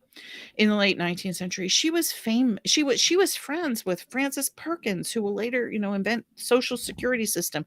She and Walter Rauschenbusch would write deep, long personal letters to one another. She lived so long that she was friends with Reinhold Niebuhr later on. As a matter of fact, she credits both Rauschenbusch and Niebuhr with being people who were two of the most sort of coherent, sort of intellectual friends that she had during her whole life. And she will yet criticize Rauschenbusch for not being churchy enough, and she'll criticize Niebuhr for not being socialist enough. And see, that's what happens to Vita Scudder. Is she tries to reconcile something that most people feel like is absolutely unreconcilable. And when she dies, because she dies at the wrong time, in the middle of the Cold War, both sides are happy to forget she ever existed. And yet, the order she helped to found, the Companions of the Society of the Holy Cross, that continues. You can go on the internet. You can join them if you like. They have a house, a retreat center outside of Bayfield, Massachusetts. They're called Audenrude Retreat Center, the Societies of the Companion of the Holy Cross. They invite you to join. It's for women. It's a women's order. That continues. Her interesting legacy of Christian socialism is beginning to be picked up, I think, by a new generation of younger adults who are very interested in the idea of Christian socialism. And she has finally been recognized by the Episcopal Church on their saints calendar um, as a worthy person to whose life should be modeled. And of course, now we're very interested in finding models of gay and lesbian Christians who lived their lives well. I've long wanted to write a biography of Vita Scudder, and I'm not the only person to ever be interested in this. My friend Lauren Winter, my younger friend Lauren Winter, who teaches at Duke Divinity School, she's thought about the same thing as well.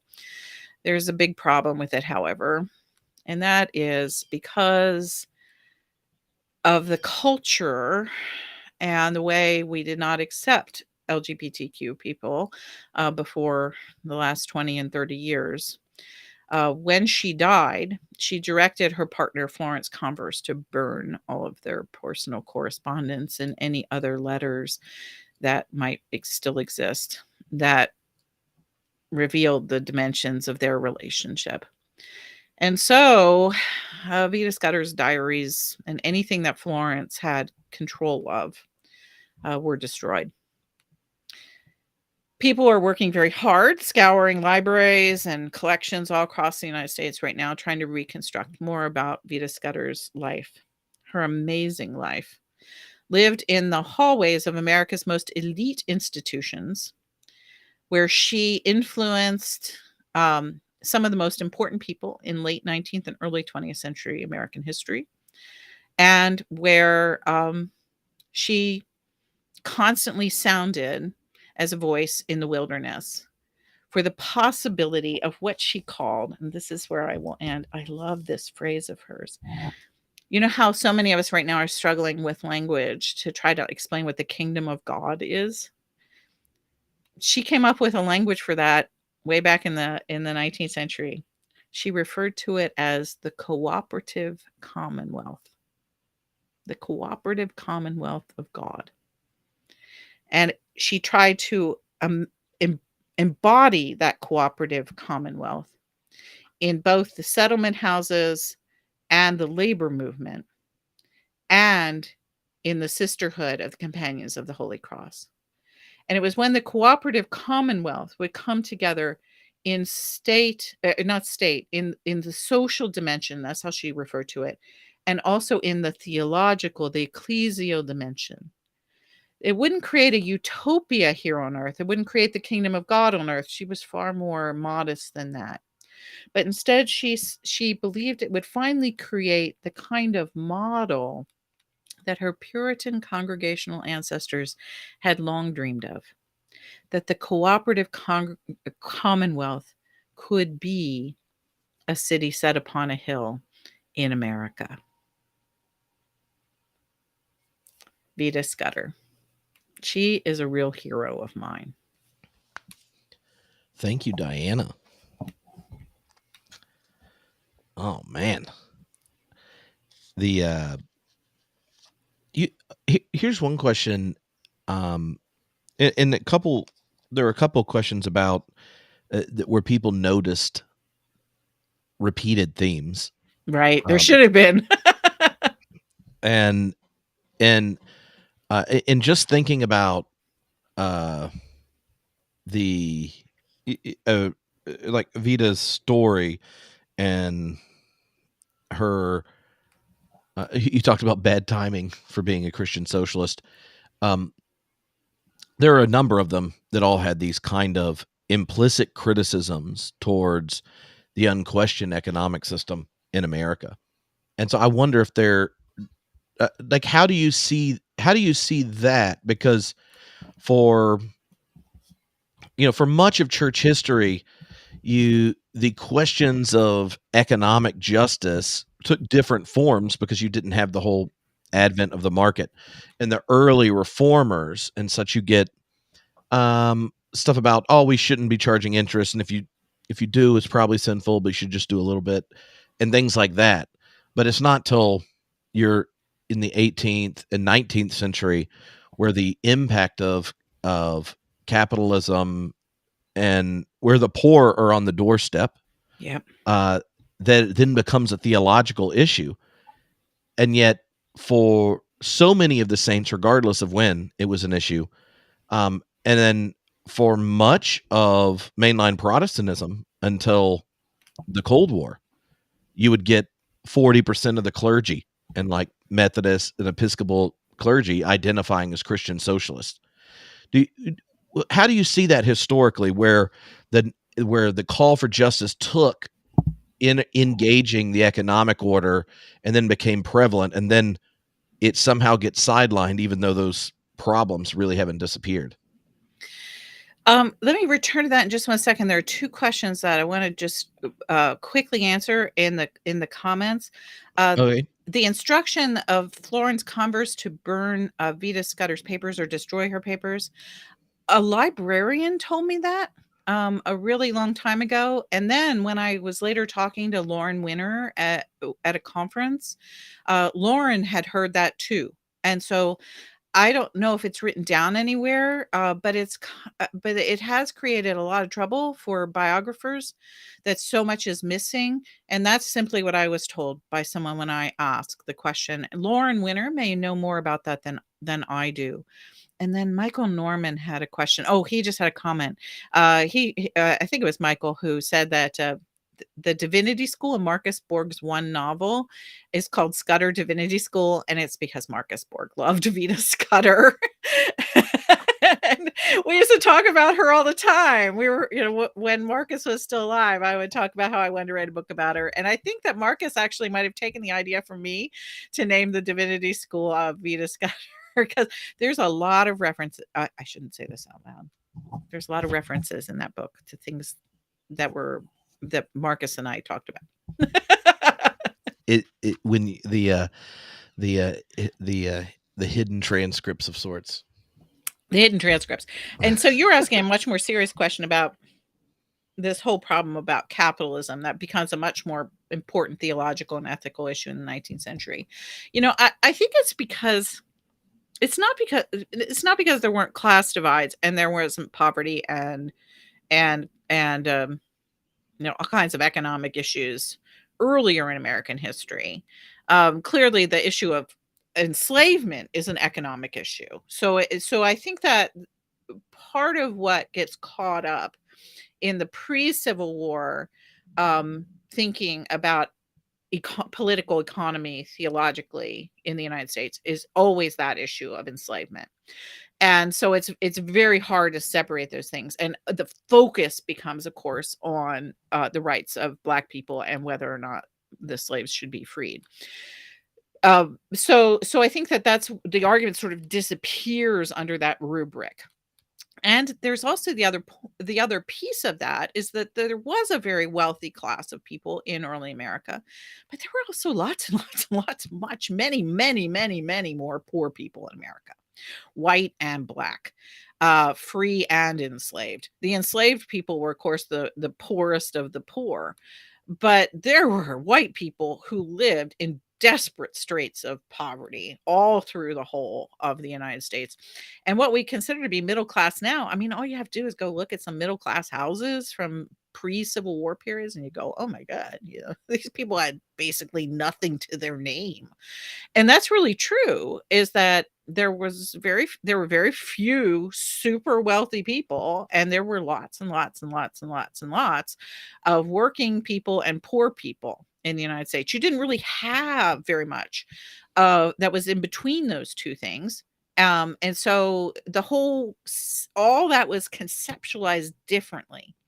But when you get into the post-Civil War period, the big industrial explosion that occurs as soon as the question of slavery is solved in the United States, it's always sneaking up on the United States through the Industrial Revolution in Europe, but it doesn't really hit full force until after the war.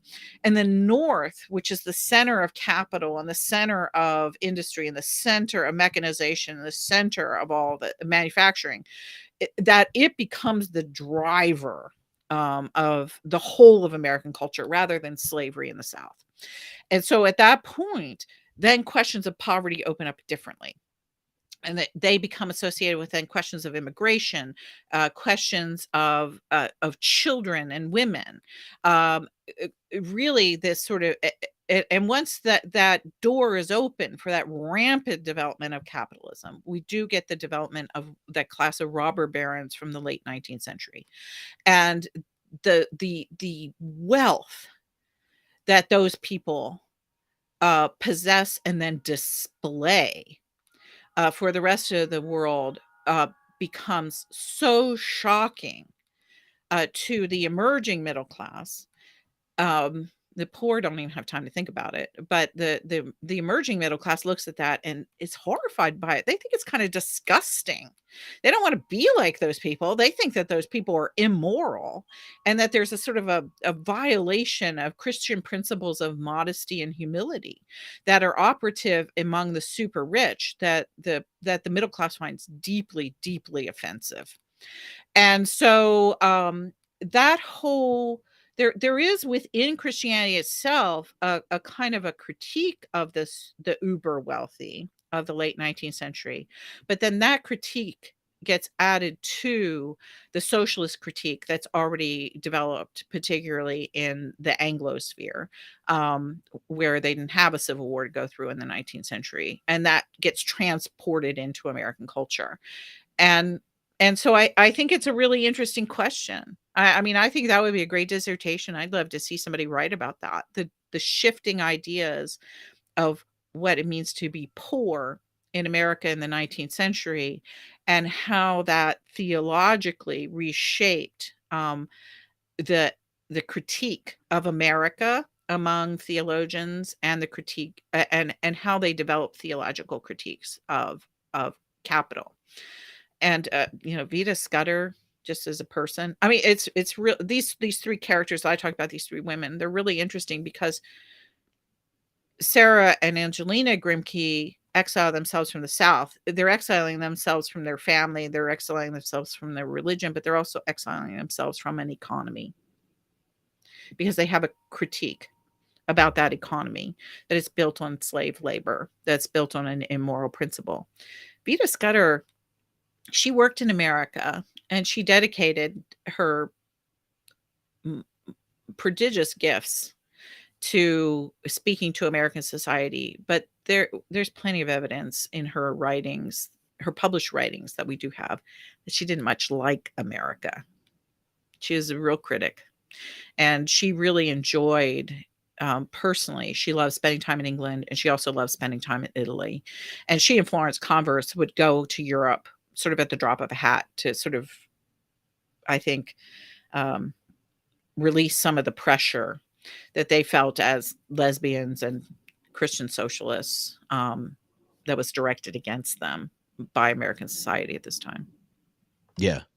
It is one of the big shifts, I think, today, and you mentioned that shift to towards putting the critique of our economic system back on the table. Like you get a populist movement on the left and right, but just in when I do surveys and such with even people that listen to the podcast, those younger than boomers are that are Christians and connected here are much more likely to state what are the most important things to you as a person of faith. Like the critique of the economic system is one of them. Right.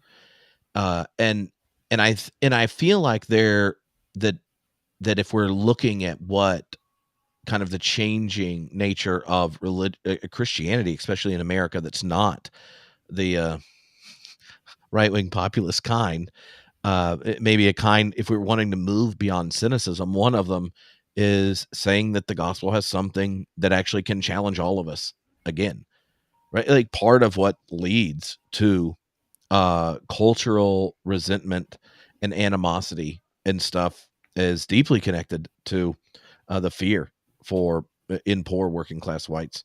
Right. That's there. But now there's a growing number of people who did everything their parents told them to do and their mentors told them to do. They're like, well, the system isn't working. And if it's not working for the people with connections and means and success, like you would anticipate, then what do you do? When the American dream isn't something you have confidence in handing on?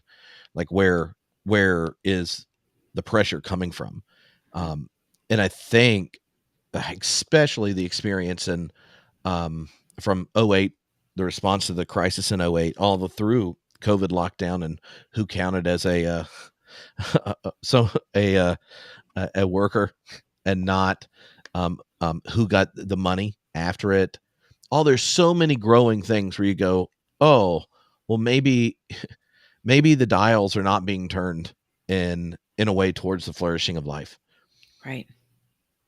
And I think having something specific uh, to point at, to go like, no, this is a vision we're committed to, is kind of needed. I mean, you have the fun, like the line, without a vision, the people perish. But I think it's also, if we're fully faithful, will it matter to anyone? Isn't is the other side of it?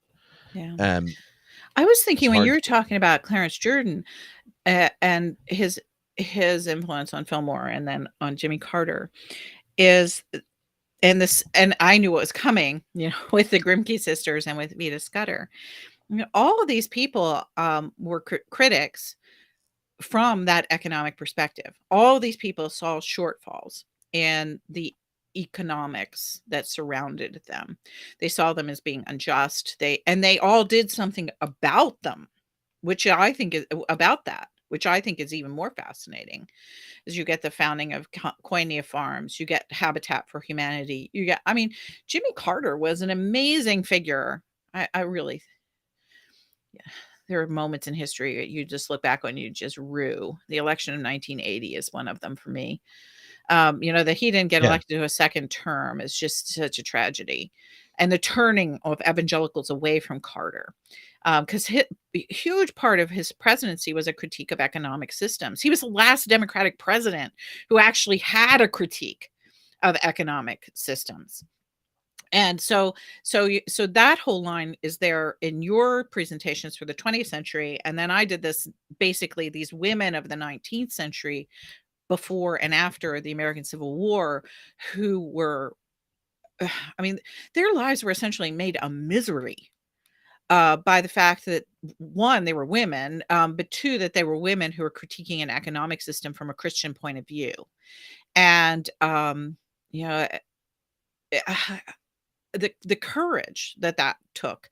And then they did stuff about it. The Grimke sisters go out and they become agents of the Anti-Slavery Society, and they basically set up alternative educational systems, and they create an alternative household, and they create a critique of marriage that is not just anti-patriarchal theologically, but is also about an economic and sexual assault critique of marriage, which is just incredible for the early 19th century.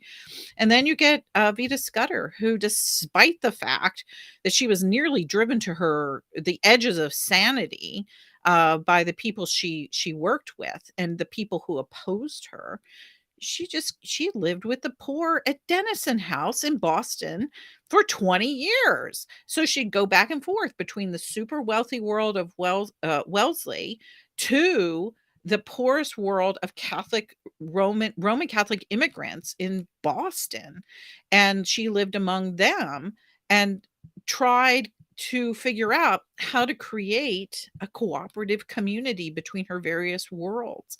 And I just think, and then of course the labor union piece. She was involved in the big strike. What was it called? The Bread and Roses strike in Lawrence, Massachusetts, a few years after the protest at Wellesley against Standard Oil, and was brought in as a speaker because she was such a powerful speaker on behalf of workers.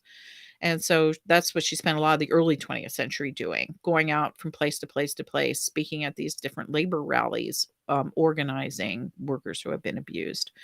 So all of that is about economic critique. I mean, so you did that, and then again, we didn't plan that, but that's kind of where we've landed in this Holy Week, is this place where people literally got themselves in a great deal of trouble and persecution. They were catalysts and activists for a different vision of the world. And that seems like it's a perfect place to be at the beginning of the Passion.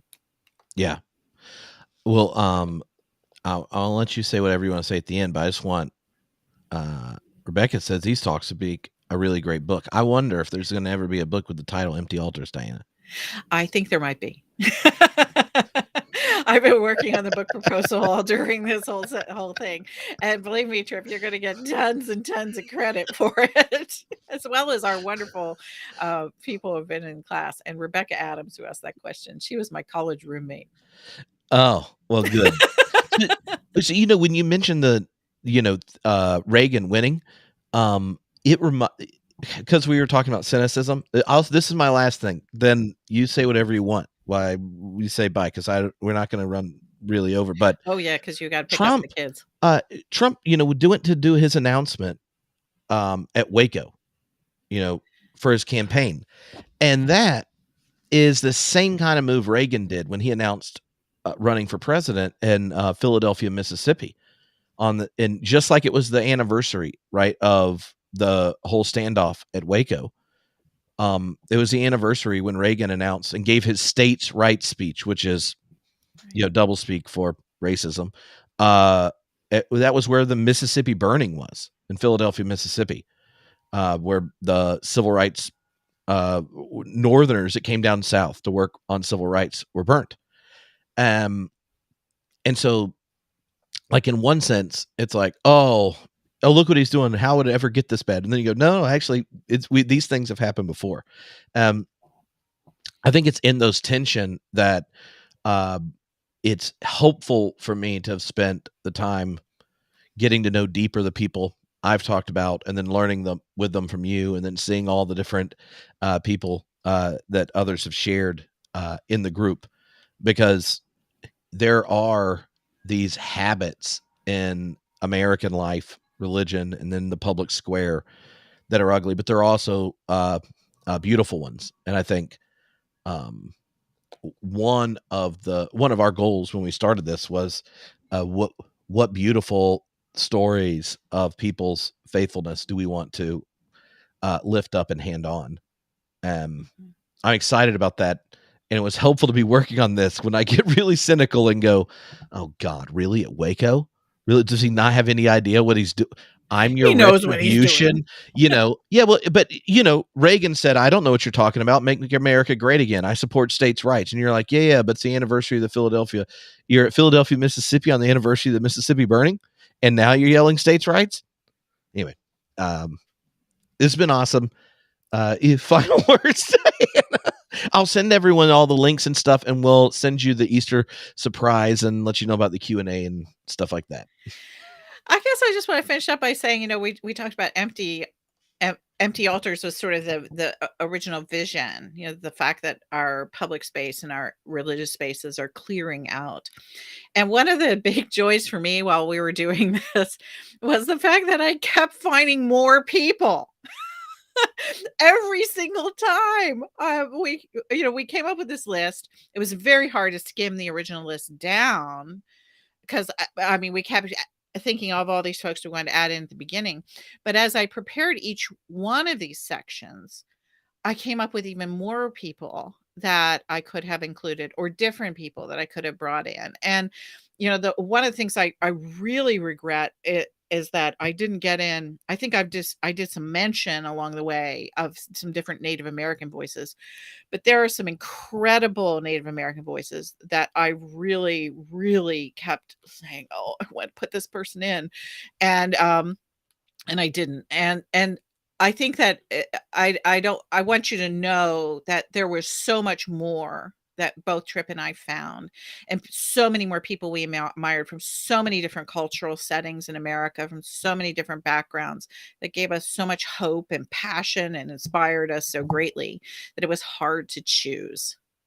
And that to me is the most exciting part of this, is the altars don't need to be empty. There are remarkable guides. At some point, I mentioned the statue of Sacagawea in Portland, Oregon, in the garden there, and how she stands very tall, and her child is on her back and she's pointing ahead. And maybe I just want her to be my last vision, since I didn't talk about a specific Native American in our conversations. she's my visionary saint for the very end today together. Is that if she can do that, standing out there in Portland, Oregon, pointing ahead, I want to follow her. And I know that our altars can be rich, can be full of remarkable people and stories that can inspire generations of folks who come after us. All right. Well, we'll see you all live for the final Q&A. You'll get it in the email and the bonus session on Easter Monday. Everybody have a great if you do it, if you celebrate, have a great Holy Week, and I hope that those of you who are Christians will move into Easter with a sense of grounded expectation of joy. All righty.